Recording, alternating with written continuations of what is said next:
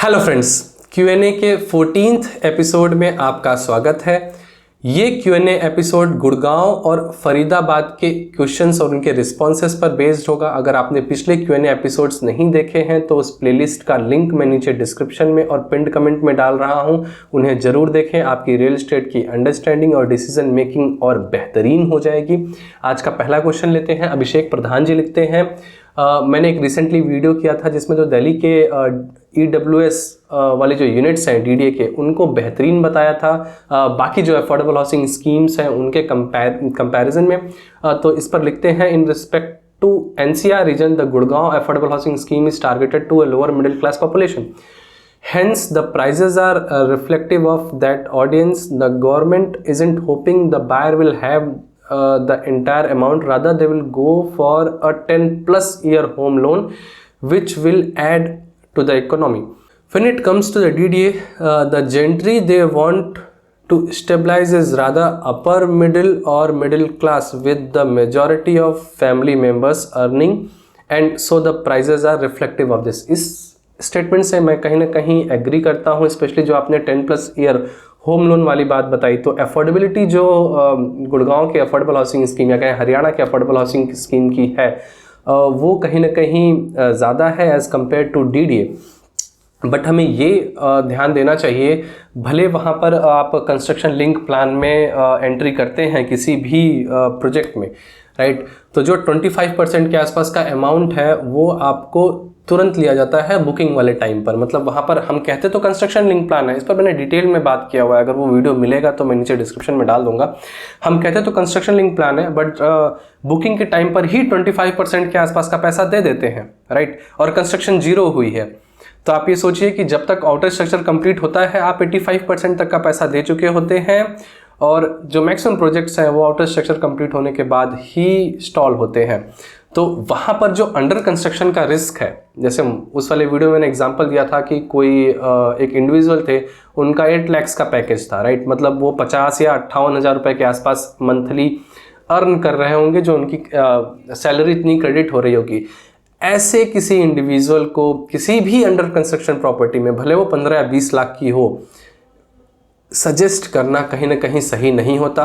क्योंकि जो affordable housing वाली चीज़ है हरियाणा में, अगर आप देखें तो रफली मैं कहूँगा कि 20 to 25% ऐसे प्रोजेक्ट्स हैं जो स्टॉल्ड हैं, पता नहीं कब कंप्लीट होंगे। बहुत सारे एग्जांपल्स हैं। अब मैंने इन बिल्डर्स का नाम भी अपने इंट्रोडक्टरी वीडियो में लिया हुआ है, राइट। तो रिस्क फैक्टर बहुत ज़्यादा है। तो अगर आप ये कहें कि एक लोअर क्लास का या लोअर मिडिल क्लास का कोई इंडिविजुअल इन्वेस्टर इस अफोर्डेबल हाउसिंग में एंट्री कर सकता है या इन्वेस्ट कर सकता है, तो मुझे ऐसा नहीं लगता। मैं कभी ऐसे किसी भी इंडिविजुअल को रिकमेंड नहीं करता। इसका रीज़न सिर्फ यही है कि अगर वो स्टॉल हो गया, लेट्स से अगर 2 साल के लिए डिले भी होता है, तो एक इंडिविजुअल का लॉस होता है 2 साल में एटलीस्ट वो 5 से 6 लाख रुपए अपनी तरफ से लॉस कर जाएगा, रेंटल्स के फॉर्म में, इंटरेस्ट के फॉर्म में और भी कई फॉर्म्स में, राइट, जो अपॉर्चुनिटी कॉस्ट होती है उसके फॉर्म में। यहाँ पर DDA में ऐसा नहीं है। आप डे 1 पर इस प्रॉपर्टी में मूव कर सकते हैं। तो अगर कोई 1 BHK का या EWS का 1 RK का सेटअप है तो आप डे 1 पर मूव कर सकते हैं, मतलब आपने रेंटल बचा लिया। अगर आप कहीं पर 10,000 रुपये भी रेंट दे रहे थे बाय अर्निंग 55,000 रुपीज़ के आसपास अगर रफली ले लें, तो आप कहीं ना कहीं जो इनिशियल 10% है 5 लाख रुपीज़, जो कि आपको वहाँ पर भी देने थे, अफोर्डेबल हाउसिंग वाले चीज़ों में भी देने थे, वही चीज़ आपने यहाँ पर इन्वेस्ट की, तो आप डे 1 पर मूव इन कर गए, तो आपका रेंटल बच रहा है। आपको ये ध्यान देना चाहिए, रिस्क ज़ीरो है। अगर प्रोजेक्ट नहीं बनता है तो आप बैंक को ये जा करके नहीं कह सकते कि प्रोजेक्ट स्टॉल पड़ा हुआ है, हम आपको इंटरेस्ट नहीं देंगे क्योंकि बिल्डर नहीं बना रहा। बैंक वाले नहीं सुनेंगे, राइट। उनका बहुत अच्छा मेथड है एज एन बिजनेस काम करने का। तो कहने में अच्छा लगता है कि एक मिडिल क्लास या लोअर मिडिल क्लास या even lower class affordable housing की स्कीम्स में basically as an investor entry कर सकता है, बट मुझे ऐसा नहीं लगता, ना तो मैं ऐसे किसी को कभी रिकमेंड करता हूँ। रिस्क टेकिंग कैपेबिलिटी अगर आपकी है तो आप बिल्कुल कर सकते हैं। और ये जो middle class lower middle class वाली बात बताई, ये मैंने ऑलरेडी अपने उसी वीडियो में बात की हुई है कि मेरे लिए मिडिल क्लास कौन है, लोअर मिडिल क्लास कौन है, लोअर क्लास कौन है, राइट। तो अगर कोई 50,000 रुपीज़ के आसपास या 50,000 प्लस अर्न कर रहा है और उसकी फैमिली भी है और फैमिली में कोई और अर्न नहीं कर रहा, तो वो लोअर क्लास है। तो लोअर क्लास के लिए yes, EWS is the only option I would say. उसको तो अफोर्डेबल की साइड देखना ही नहीं चाहिए। अब ऐसे लोग जिनके पास खुद घर नहीं है, पहला घर खरीद रहे हैं, राइट, इन्वेस्टर बनना चाहते हैं, रियल एस्टेट में ट्रांजैक्शंस करना चाहते हैं, ये कहीं ना कहीं लालच ही है जो अंडर कंस्ट्रक्शन में उनको इन्वेस्ट करा देती है। और आई थिंक आप एक बार लकी हो सकते हैं, 2 बार लकी हो सकते हैं, तीसरी बार जब आप किसी अंडर कंस्ट्रक्शन प्रोजेक्ट में फंसेंगे आप बिना किसी प्रॉपर बैकअप के, तो आप पूरा पैसा लुटा जाएंगे, राइट। और ऐसे केस में मुझे लगता है 50,000 के आसपास की अगर आपकी अर्निंग है तो आपको किसी भी अंडर कंस्ट्रक्शन प्रोजेक्ट में नहीं जाना चाहिए। ऑल्दो भले आप 10 या 15 लाख रुपए, 20 लाख रुपए किसी इन्वेस्टर को पैसा दे रहे हैं, बट एटलीस्ट आपके जो भी फंड्स जा रहे हैं एज इन आपका अर्नेस्ट मनी जा रहा हो या एज एन इंटरेस्ट जा रहा हो, वो सिक्योर होना चाहिए, राइट, कि जो भी घर है वो आपको मिलेगा। It is not a box in the air, right. A box in the air purchase करने के लिए आपकी रिस्क टेकिंग कैपेबिलिटी होनी चाहिए। तो मैंने ऑलरेडी बहुत सारी बात की हुई है अफोर्डेबल हाउसिंग पर। अगर आप इंटरेस्टेड हैं तो उस वीडियो का लिंक भी मैं नीचे डिस्क्रिप्शन में डाल रहा हूँ। आई थिंक मैंने लगभग जितने भी एक साल में लॉन्च हुए हैं अफोर्डेबल हाउसिंग के प्रोजेक्ट्स, तो इस मैंने ऑलरेडी बात की हुई है इस पर। तो आशा करता हूँ कि आपके क्वेश्चन का मैं आंसर दे पाया हूँ। तो DDA क्यों बेहतर है? क्योंकि रिस्क नहीं है, डे 1 पर आप मूव हो रहे हैं, रेंटल्स नहीं देना। जब रेंटल्स नहीं देना तो आप जो वहाँ पर EMI दे रहे थे और रेंटल्स दे रहे थे, एक साथ आप EMI में कहीं ना कहीं कंट्रीब्यूट करके जल्दी से जल्दी क्लोज कर सकते हैं, राइट। तो आपकी लाइफ सिक्योर रहेगी। मे बी आप कल को शादी वगैरह कर रहे हो, स्पेशली जो 8 लाख पर एनम वाले लोग हैं, तो उनके लिए भी फंड्स चाहिए होता है। तो ऐसे केस में आप रिस्क नहीं ले सकते। रिस्क कौन ले सकता है जी? Middle class, upper middle class और अपर क्लास, राइट। आशा करता हूँ कि आपके क्वेश्चन का आंसर दे दिया हो मैंने। इसको ज़्यादा स्ट्रेस नहीं करते। मैं इस पर बहुत बात कर सकता हूँ और बहुत बात करता हूँ आप लोगों में से ही कई लोगों से जो कंसल्टेशन के लिए आते हैं, तो बहुत आइडिया है मुझे इन चीज़ों का। बहुत ऐसे लोग भी आते हैं जो अंडर कंस्ट्रक्शन प्रोजेक्ट में लेकर के फंसे हुए हैं और अभी तक उनका कुछ नहीं हुआ है। इवन डेथ थ्रेट्स भी देते हैं वो कि मैं ये कर दूंगा, वो कर दूंगा, या खुद को कुछ कर लूँगा, इस तरीके की चीज़ें भी होती हैं। तो ऐसे लोग यार, मैं ऐसी चीज़ों में रिकमेंड करके बेसिकली निगेटिव्स अपने ऊपर नहीं लेना चाहता, राइट। तो मैं क्या कर रहा हूँ और मैं क्या कह रहा हूँ, इसके लिए मैं बहुत कॉन्फिडेंट हूँ, तभी आके कह रहा हूँ। And I know all these things, right. Next question है, अंशुल आर्या जी लिखते हैं, please throw some light in Ramprastha project, if need to consider then which one. तो जी ये जो रामप्रस्था प्रोजेक्ट है, अगर आप उसमें जाएं और देखें तो बेसिकली ये स्वामी फंड वाले ही हैं। बहुत सालों तक इनका कंस्ट्रक्शन रुका हुआ था, तो इसकी वजह से जैसे ही आप इनके टावर्स में एंट्री लेंगे तो स्मेली हैं, कहीं ना कहीं प्लास्टर वगैरह झड़ने के भी केसेस बहुत कॉमन है। सीपरेज और सीवरेज के इश्यूज़ हैं ही, और जो इनके पाइपलाइन वगैरह से पानी वगैरह आता है वो भी काफ़ी इन्फेक्टेड वाटर वो भेजते हैं। तो मेरे हिसाब से कहीं भी ये इन्वेस्टमेंट या इवन एंड यूज़ का प्रोजेक्ट नहीं है। अब मैंने पिछली बार कहा था कि ये ऐसे किसी फंसे हुए प्रोजेक्ट में या जो रिवाइवल पर आ रहे हैं उनमें ना लें। तो स्वामी फंड आकर के इसमें बहुत अच्छा काम करता है, आई एग्री। स्वामी फंड उन लोगों के लिए अच्छा है, जैसे फॉर एग्जांपल रामप्रस्था में जो इनिशियल इन्वेस्टर थे, अब उनको तो था कि बनेगा ही नहीं एक पॉइंट पर आकर के, राइट। अब स्वामी फंड वगैरह से कहीं से पैसा लेकर के उन्होंने एटलीस्ट कंप्लीट किया, राइट। वो जो बॉक्स था इन द एयर उसको रियलिटी में लाया, तो उनके लिए ठीक है। But as an end user, as an investor, आपको इसमें नहीं घुसना है। ये इसीलिए सस्ते हैं क्योंकि यहाँ पर कोई रहना नहीं चाहता। इससे अच्छा है कि आप थोड़ा सा 37C वाली साइड आ जाएं या सेक्टर 10A वाली साइड आ जाएं और वहाँ पर फ्लोर या कोई high rise mid rise apartment देख लें, तो ज़्यादा अच्छा है। बट अवॉइड रामप्रस्था, लोकेशन उतनी अच्छी नहीं है। व्यू वाला जो एरिया है वो भी कहीं ना कहीं जिस हिसाब से प्रीमियम डिमांड करता है, नाले से हवा आती है वहाँ पर, उतना अच्छा कुछ है नहीं सर लेने के लिए। अंशुल जी आप अवॉइड कर सकते हैं इसको। नेक्स्ट है कार्तिक जी लिखते हैं, what are your thoughts on the future of sector 77 and 76 and the plan of DDF for that sector.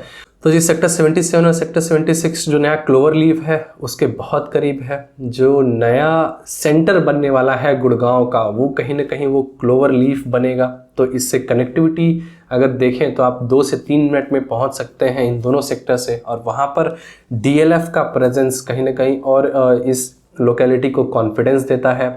जो इनका प्लान आया है अच्छे खासे ओपन एरिया के साथ अल्ट्रा लग्जरी लिविंग कॉन्सेप्ट में, तो मुझे कहीं ना कहीं अच्छा लग रहा है। इसके रेरा आते ही मैं इस पर बात करूँगा, डिटेल में बात करूँगा बेसिकली। बट कोई भी चीज़ जो DLF की बात आपने कही, सेक्टर 77 और सेक्टर 76 तो ब्लाइंड बाई है। आप वहाँ पर कुछ भी लेना चाहते हैं आप बिल्कुल ले सकते हैं, even you can go for the commercial as well. DLF की बात आपने कही कि उस सेक्टर में किस प्राइस पॉइंट पर DLF आता है, ये बहुत इंपॉर्टेंट है। अगर वो price point somewhere around 18,000 rupees per square feet है, although they are offering ultra luxury, but yes price is the most important thing. 18,000 के आसपास का अगर रेट आता है तो मुझे लगता है कि हाँ ठीक ठाक सा रेट है, अच्छा रिसीव होना चाहिए और ये अच्छा पैसा बना करके भी देगा। और अगर यही रेट 22-23 हज़ार तक जाता है तो मैं कहीं ना कहीं इस पर अपना कॉन्फिडेंस लूज़ करूंगा, क्योंकि ये जो बुल रन मार्केट है हमें पता नहीं कि ये स्टैग्नेंसी कहाँ से स्टार्ट होगी। तो एज एन इन्वेस्टर हमें भी थोड़ा सा सेफ गार्ड लेना है कि yes current rate is 22K and I am buying it somewhere around 18 और 19K, तो at least I am safe by at least 3,000 rupees per square feet, right. तो वो स्टैग्नेंसी अगर स्टार्ट भी हो तो 22 से 23 हज़ार रुपये पर स्क्वायर फीट से स्टार्ट हो, ना कि 18 पे लिया और 18 से ही स्टार्ट हो गई, या 22 पे लिया 22 से ही स्टार्ट हो गई। तो रेट्स बहुत अपने ऑल टाइम हाई पर हैं और बहुत आपको ध्यान दे करके इन्वेस्ट करने की ज़रूरत है। DLF जैसे बिल्डर के साथ ही एसोसिएट हो, नए प्लेयर्स के साथ एसोसिएट ना करें खुद को। प्राइजेस जो चल रहे हैं, मार्केट जो एक जनरल बना हुआ है कि इस तरीके की प्रॉपर्टी इतने रेट में चल रही है, उससे कम में कहीं कोई चीज़ आपको दिख रही हो तो बिल्कुल ले लें। अगर अल्ट्रा लग्जरी है तो डेंसिटी वगैरह का भी आपको ध्यान देना चाहिए, क्योंकि कुछ ऐसे प्रोजेक्ट्स हैं स्पेशली सेक्टर 49 में डेंसिटी वगैरह बहुत ज़्यादा है और पता नहीं क्या क्या निकाल करके बेचा जा रहा है। मैं उन प्रोजेक्ट्स पर भी बात करूँगा, बट यस मैं रेरा से बंधा हुआ हूँ, रेरा आने के बाद ही कर सकता हूँ। आशा करता हूँ कि आपके क्वेश्चन का मैंने आंसर दिया हो। नेक्स्ट नितेश अग्रवाल जी लिखते हैं, as a buyer what action we can take if builder delays the project as per RERA timeline. तो इस पर मैंने जैसे कि आपसे वादा किया है कि इस पर डिटेल्ड वीडियो लाऊंगा, बट एक बार मैं समराइज़ कर देता हूँ। कई बार लोगों का प्रिजम्पशन होता है कि यस अगर रेरा ने एक्सटेंशन दे दिया तो गवर्नमेंट है और बिल्डर गवर्नमेंट के साथ है, दोनों की मिली भगत है, इसमें हम कुछ नहीं कर सकते। पहला मिसकंसेप्शन है। अगर कोई एप्लीकेशन डालते भी हैं रेरा में तो एक और गलती क्या करते हैं कि वो रेरा के एक्सटेंशन को क्वेश्चन मार्क करते हैं। यहाँ पर दूसरी गलती है। रेरा के एक्सटेंशन देने का बिल्कुल डिफरेंट पर्पस होता है। ये रेरा का एक्सटेंशन इसलिए दिया जाता है कि बिल्डर उस प्रोजेक्ट में सेल और परचेज कर पाए यूनिट्स की, जो एस्क्रो अकाउंट के ट्रांजैक्शंस हैं वो कहीं ना कहीं लाइव रहें। तो ये एक मेजर चीज़ है। बट जब रेरा को एक्सटेंशन मिलता है हम सीधा क्वेश्चन मार्क करते हैं कि yes why this thing got extended by this much thing, right. और कहीं ना कहीं जो हमारे ब्रोकर्स हैं, बिल्डर्स हैं, रेरा के जो लॉयर्स हैं, इवन वो भी इन चीज़ों का ध्यान नहीं देते हैं। और ऐसे कहें तो इंडिविजुअल जो जाता है एज एन कंप्लेनेंट उसको अच्छे से रिसीव भी नहीं करते हैं। कहीं ना कहीं वो भी बिल्डर के पॉकेट में ही बैठे हुए हैं, ऐसे एडवोकेट्स भी, ऐसे लॉयर्स भी। तो थोड़ा सा ध्यान देना चाहिए। इस पर क्या अप्रोच हो सकती है, फाइट बहुत लंबी जाएगी जैसा कि आप जानते ही होंगे, बट यस अपने राइट्स जानने चाहिए, आप क्या कर सकते हैं, इससे एक नेगोशिएशन टेबल पर आने में आपको हेल्प मिलेगी। तो इस पर बात करूंगा मैं, एक डिटेल्ड वीडियो लाऊंगा। नितेश जी थोड़ा सा इंतज़ार कीजिए।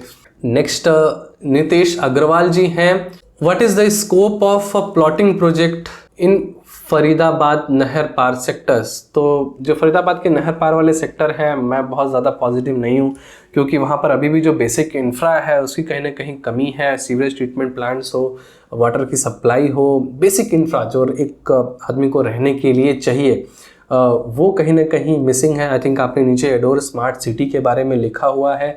तो मतलब 38K पर स्क्वायर यार्ड पर अगर आप कोई लैंड लेना चाह रहे हैं तो मेरे हिसाब से वो एरिया आप अवॉइड कर सकते हैं। थोड़ा सा नहर के इसी पार रहें जहाँ पर की हैबिटेशन है, जहाँ पर की सारी सुविधाएं हैं, क्योंकि फरीदाबाद के मैक्सिमम सेक्टर्स में वाटर सप्लाई का भी इशू है।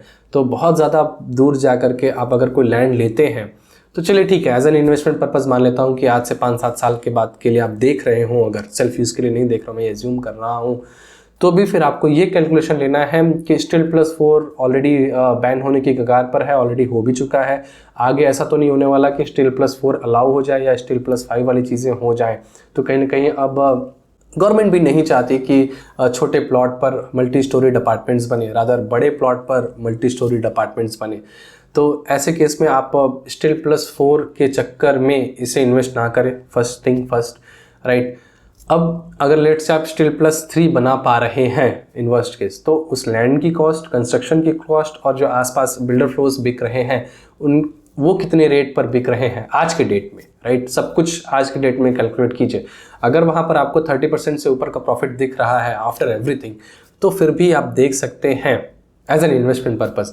बट फिर भी I would stick to the more closer to नहर और मे बी जो सिटी साइड है वो ज़्यादा बेहतर है। और एडोर स्मार्ट सिटी के लिए मैं बता देता हूँ, एक टिप है आपके लिए, प्लीज़ इनका रेरा एप्लीकेशन जा कर के देखें कि उन्होंने वहाँ पर प्लान क्या सबमिट किया है हरियाणा रेरा को, क्योंकि ये ब्रोशर वगैरह में दिखा रहे हैं कि बहुत ढेर सारा ग्रीन एरिया है, इधर भी ग्रीन बेल्ट है। एक्चुअली में एक भी ग्रीन बेल्ट नहीं है, सिर्फ कॉमर्शियल और साथ में उसकी प्लॉटिंग है। तो अंदर आपको बेसिक एमिनिटीज़ भी नहीं मिलने वाली हैं, एक छोटा सा पार्क भी नहीं मिलने वाला है जहाँ पर आपके बच्चे जा कर के कुछ खेल पाएँ। तो एक पार्क है अभी, बट वो बहुत छोटा है, वो अफोर्डेबल हाउसिंग से भी बहुत छोटा पार्क है, राइट। तो ये मेरा रिव्यू है, ये मेरी अंडरस्टैंडिंग है इस पर, आपकी मे बी डिफरेंट हो, बट आई थिंक मैं आपकी हेल्प कर पाऊँ डिसीजन मेकिंग में अपने इस नॉलेज से। नेक्स्ट है राम जी लिखते हैं, सर फरीदाबाद वाले currently opened project prosperity home में अप्लाई करना चाहिए नहीं करना चाहिए? तो जी मैंने प्रॉस्पेरिटी होम्स आई नो कि लाइव था टीसीपी की वेबसाइट पर, बट मैंने उस पर वीडियो नहीं बनाया। रीज़न बीइंग कि फरीदाबाद जैसी टियर 2 सिटीज़ में मैं बहुत फ़ैन नहीं हूँ अफोर्डेबल हाउसिंग वाले कॉन्सेप्ट का। आप बेटर है कि जो वहाँ पर CGHS अपार्टमेंट्स हैं, जो छोटे 2 BHKs हैं, रेडी टू मूव इन वाली चीज़ ले लें। फर्स्ट ऑफ ऑल आप अंडर कंस्ट्रक्शन के रिस्क से बचे रहेंगे। सेकंड, जो अफोर्डेबल हाउसिंग में चैलेंजेस आते हैं पार्किंग वगैरह की, उससे आप बचे रहेंगे। अब यही चीज़ मैं गुड़गांव में यस बोलता हूँ, फरीदाबाद में नो क्यों बोलता हूँ?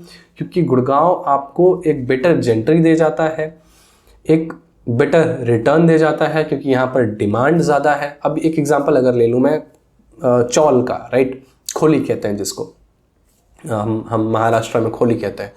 मुंबई में खोली में भी रेंटल पर्पज़ के लिए किसी को बोल भी सकता हूँ मैं इन्वेस्ट करने के लिए कि ठीक है इन्वेस्ट कर दे भाई, कोई बात नहीं। बट अगर यही जयपुर हो, तो अगर यही कोई भी टियर 2 सिटी हो, तो मे बी अलवर हो, तो क्या मैं करूँगा? नहीं। तो आपको देखना चाहिए कि अगर कोई 3rd ग्रेड का प्रोडक्ट है, मे बी लोअर क्लास के लिए कोई प्रोडक्ट है, तो वो फिर हायर सिटी में होना चाहिए। जैसे ही आप जयपुर आ रहे हैं तो फॉर श्योर आपको CGHS में ही रहना है। यही चीज़ आप कहीं और छोटे सिटीज़ में जा रहे हैं, टियर 3 सिटी में जा रहे हैं, जैसे अलवर का मैंने एग्जांपल लिया, राइट, तो वहाँ पर फिर आपको और बेहतर अपग्रेड करना है, मे बी एक इंडिपेंडेंट हाउस के लिए अपग्रेड करना है, तो वो ज़्यादा सेंस क्रिएट करता है इस तरीके की चीज़ें। तो यस, फरीदाबाद में इन जनरल अफोर्डेबल हाउसिंग आपको अवॉइड करना चाहिए। It is just another affordable housing thing. हाँ, अगर कोई अल्ट्रा ऑर्डिनरी चीज़ आ जाती है, बहुत ही बेहतरीन प्लान के साथ, सब कुछ देता हुआ, लोकेशन वगैरह सब कुछ अच्छी है, सब पर टिक टिक टिक टिक है, तो मैं ज़रूर उसको रिकमेंड करूँगा। बट इसमें ऐसा कुछ खास नहीं है, आप अवॉइड कर सकते हैं। नेक्स्ट है, मैंने आपको हमेशा कहा है कि जब भी आप अपनी स्टेटमेंट्स वगैरह लिखें, चाहे आप अच्छी बातें बोल रहे हों या मे बी क्रिटिसाइज़ कर रहे हों, अपना नाम मेंशन कर दें। मैंने एक वीडियो में कहा था कि आपको सिटी साइड रहना है एंड यूज़ के लिए, बहुत ज़्यादा बाहर जाने की ज़रूरत नहीं है, लाइक सोहना या न्यू गुड़गांव के या मनेसर के कोई आउटर एरियाज़। तो उस पर लिखते हैं, very narrow point of view, main Gurgaon and golf course roads are not affordable to middle class now. First of all they are affordable, middle class की डेफिनेशन प्लीज़ पिछले वीडियो में देख लीजिए। Dwarka expressway Sohna and new Gurgaon has open new avenues for home buyers to purchase the property. If a person is getting his own house, then he will be easily commute कर सकते हैं half an hour में, मुझे कोई इसमें issue नहीं है, right.